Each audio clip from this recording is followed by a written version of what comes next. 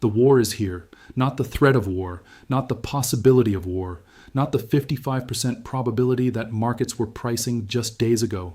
The actual war. On Saturday, the United States and Israel launched coordinated military strikes on Iran, targeting senior leadership and critical infrastructure. Iran immediately retaliated with missiles toward Israel and American military facilities across the Gulf. Ayatollah Khamenei, the supreme leader of Iran for over 35 years, is dead. And when markets open in Asia on Sunday evening, when trading begins and prices adjust to reflect what just happened, you will witness one of the most significant repricings of global financial assets in decades. This is not an exaggeration. This is not alarmism. This is the reality that every major financial institution is preparing for right now as you watch this video. The Middle East produces 20% of global oil supplies. The Strait of Hormuz, the narrow waterway through which that oil must pass to reach global markets, is now a war zone. Oil majors and trading houses have already suspended shipments through the strait. Tanker captains are refusing to sail. Insurance underwriters are reassessing every vessel in the region. And the global energy system upon which modern civilization depends is facing its gravest shock in 30 years. Let me show you exactly what happened and exactly what it means for your money, because when markets open and prices spike, the people who understood what was coming will be positioned. The people who did not will be devastated. On Saturday, U.S. and Israeli forces conducted military strikes on Iran, targeting senior leaders and plunging the Middle East into a widening conflict. President Donald Trump said the attacks would eliminate a security threat to the United States and give Iranians an opportunity to topple their rulers. This is not a limited strike. This is not a targeted operation with minimal escalation risk. This is regime change military action against a nation of 85 million people that controls critical global energy infrastructure. Iran's response was immediate. Tehran launched missiles toward Israel. Iranian forces targeted U.S. military facilities across the region. The retaliation is underway and expanding, and one cannot discount a move against Saudi oil processing facilities like the one at Abqaiq, which processes up to 7 million barrels per day. There is precedent for exactly this scenario. In September 2019, Iran attacked the processing facility at Abqaiq, temporarily knocking out 5.7 million barrels per day.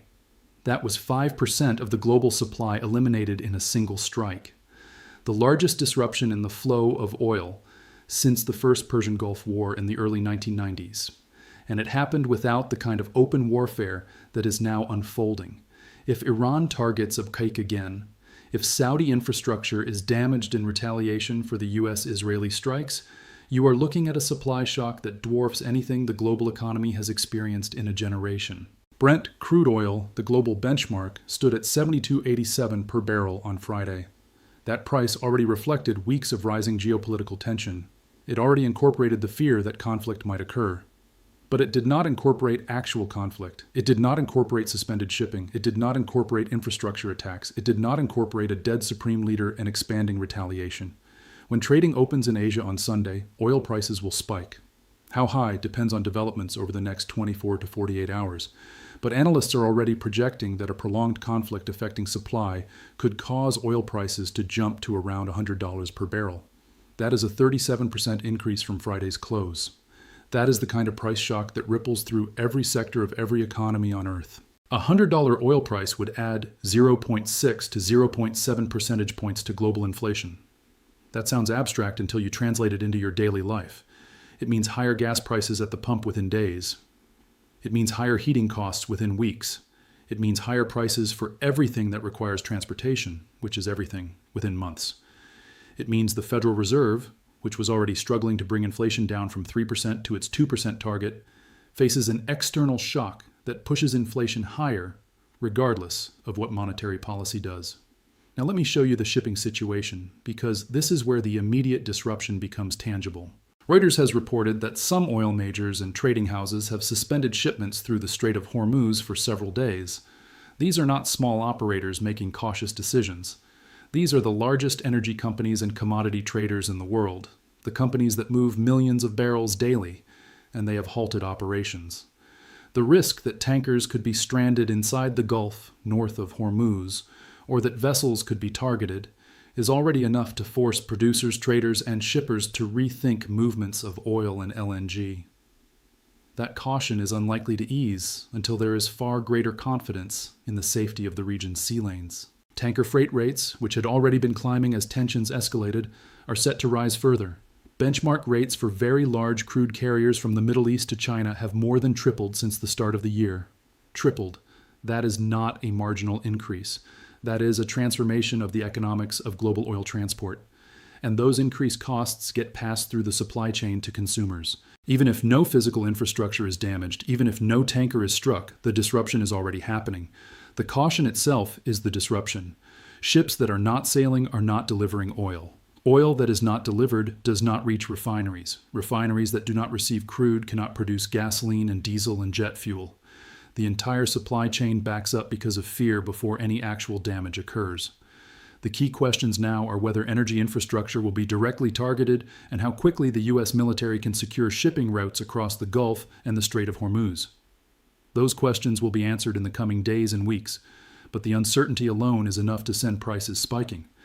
Now let me show you the dollar and treasury market implications because the second-order effects of this conflict extend far beyond oil. U.S. and Israeli military action against Iran will cause oil prices to spike when markets open in Asia on Sunday, and most likely result in a move of global capital into dollar-denominated positions. This will send treasury yields falling and cause the dollar to appreciate. This is the traditional safe haven dynamic. When crisis strikes, when uncertainty explodes, when war begins, global capital seeks safety.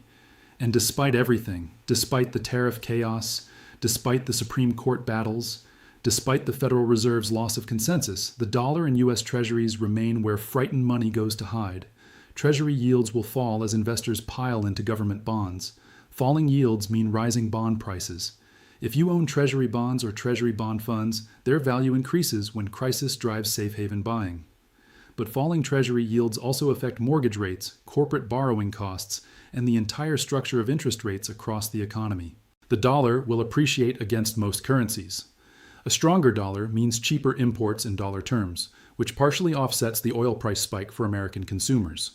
But it also means American exports become more expensive for foreign buyers, hurting exporters and potentially widening the trade deficit that tariff policy was supposed to reduce. But here is the complication that makes this crisis different from previous safe haven events.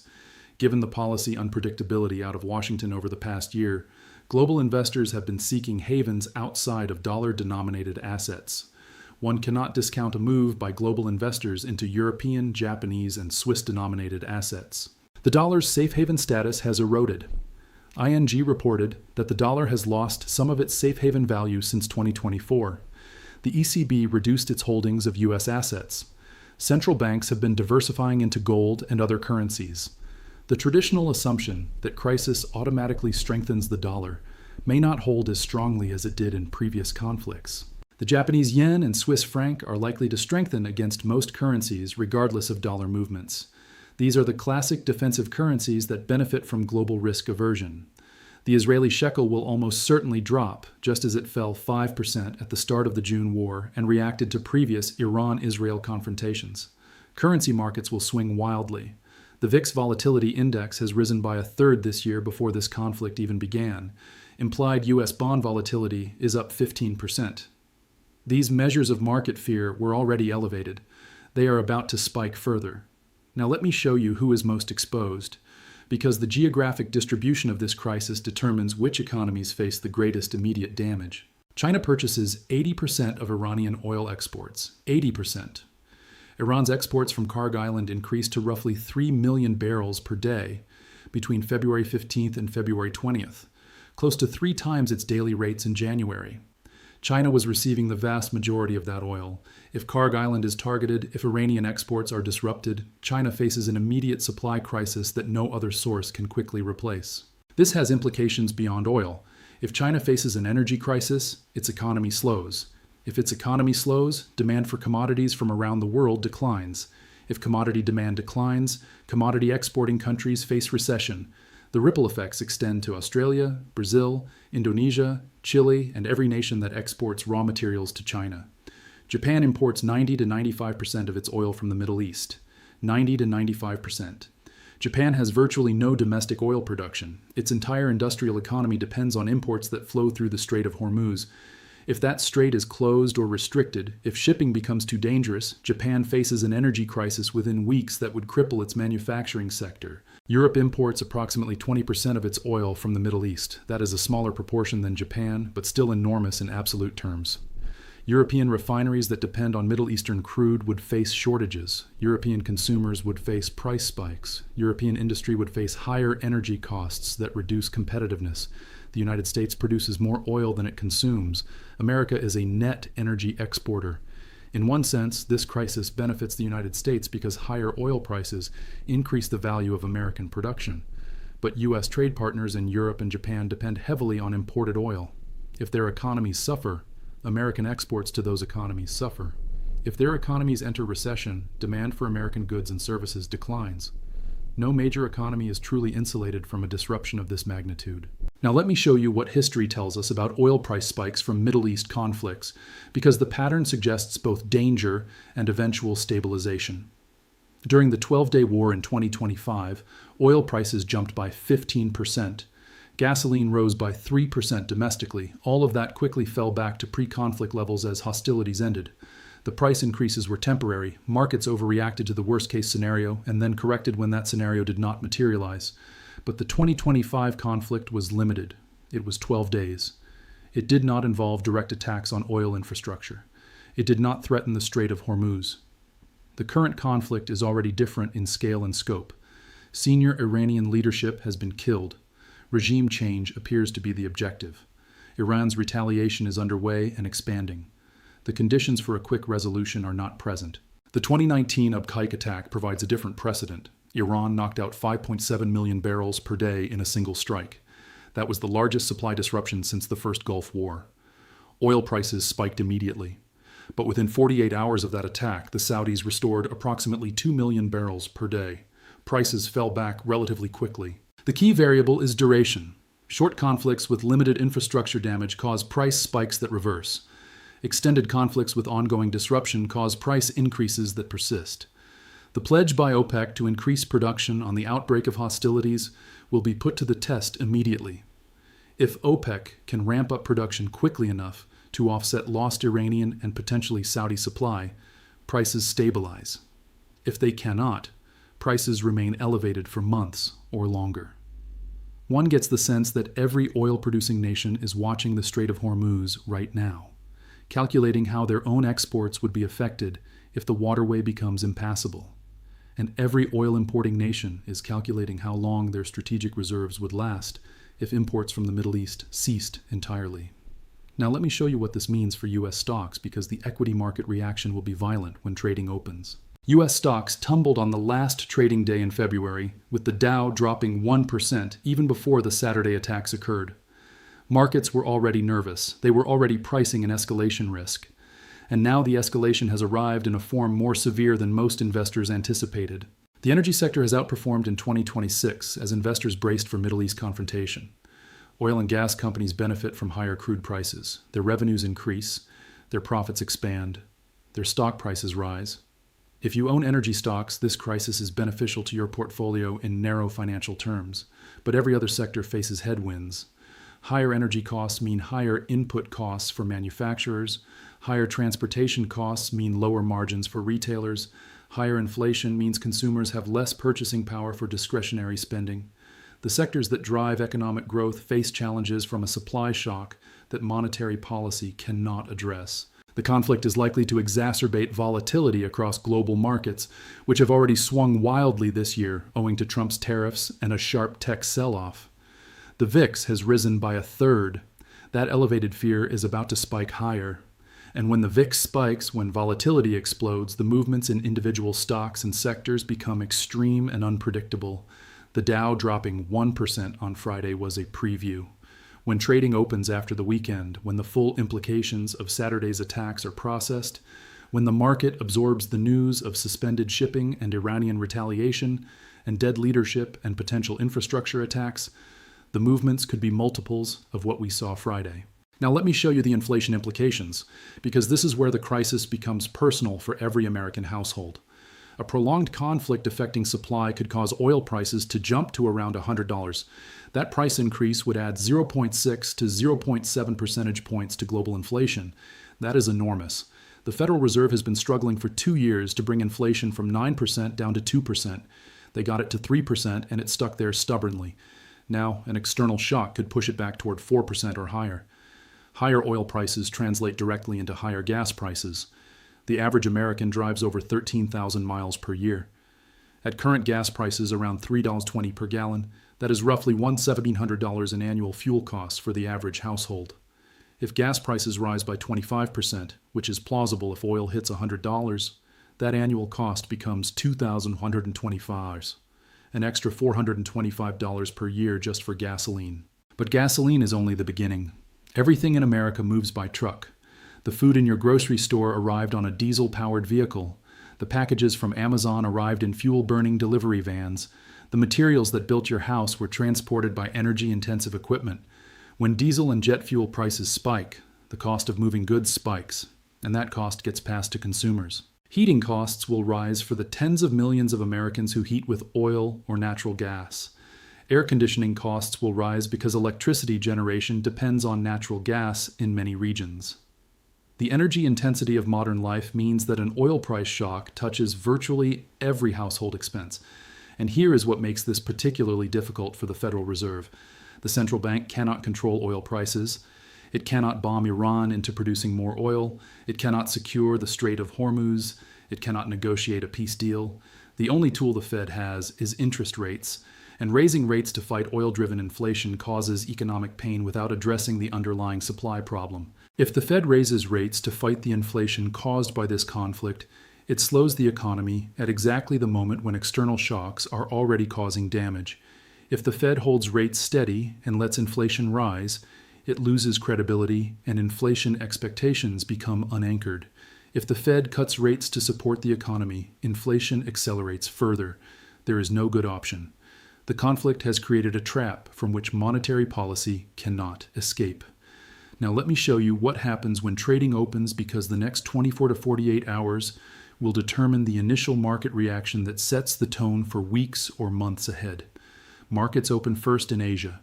Wellington, New Zealand opens earliest among major markets, then Sydney, then Tokyo and Hong Kong, then Singapore.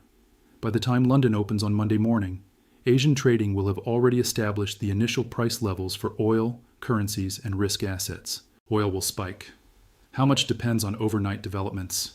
If there are reports of infrastructure damage, of Karg Island being hit, of Abqaiq being threatened, if Iranian retaliation expands to Saudi targets, the spike will be severe. If the situation appears contained, if shipping begins resuming, if diplomatic channels open, the spike will be more moderate. The dollar will strengthen against most currencies as safe haven flows accelerate. But watch the yen and the Swiss franc. They may strengthen even more than the dollar as traditional defensive positioning takes hold.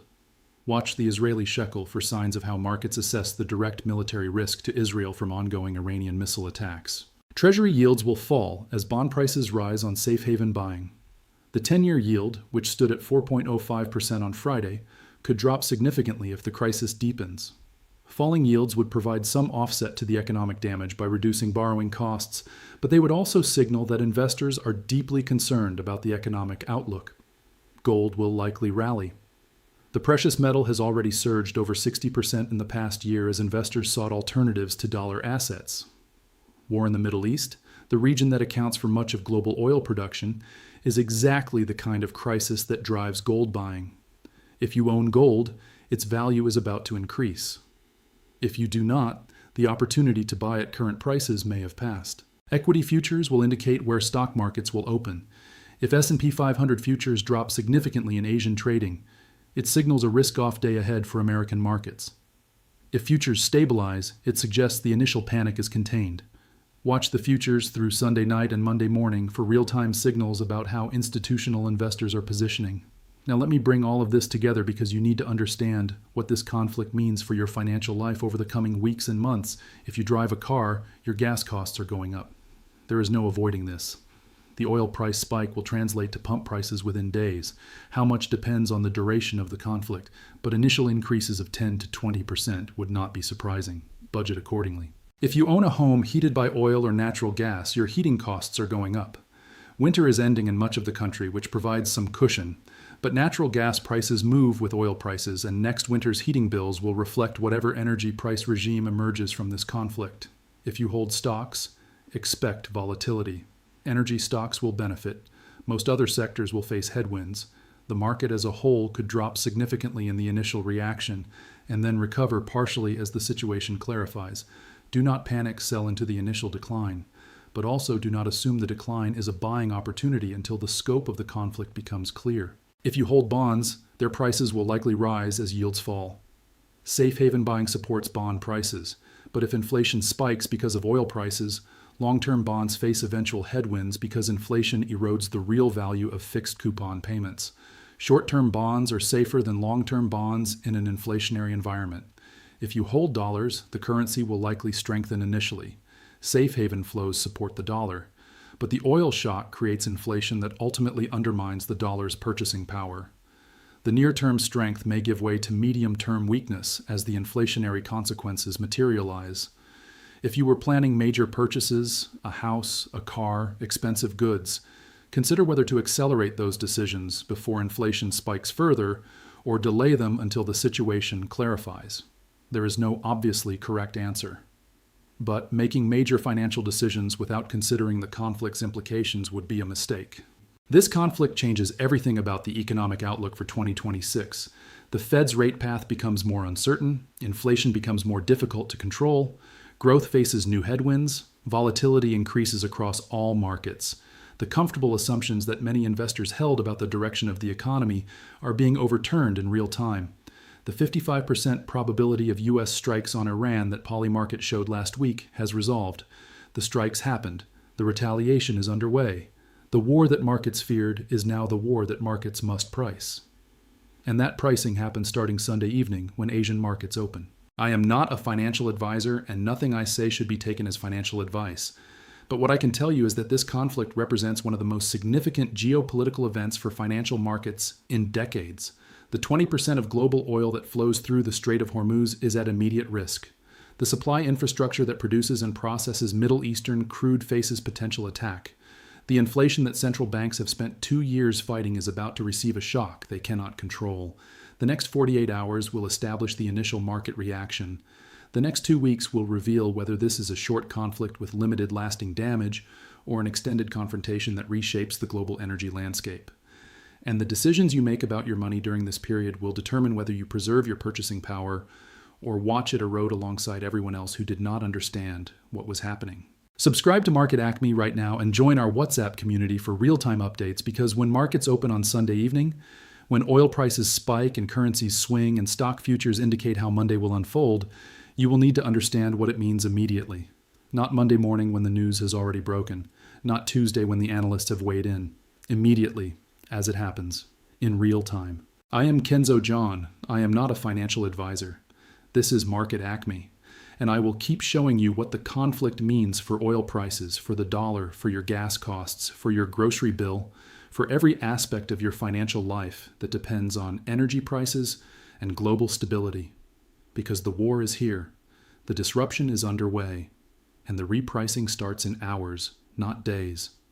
20% of global oil, the Strait of Hormuz, Karg Island and Abqaiq, China and Japan and Europe, the dollar and treasuries and gold. Every market, every commodity, every currency, every asset class is about to reprice to reflect the reality that the Middle East is at war, and the energy that powers the global economy is at risk. Join our WhatsApp community for updates, because this is moving fast and the implications are immediate, and the difference between understanding what is happening and being caught unaware will be measured in money, in purchasing power, in financial security. The war is here. The markets open in hours, and your financial future depends on understanding what comes next before it arrives.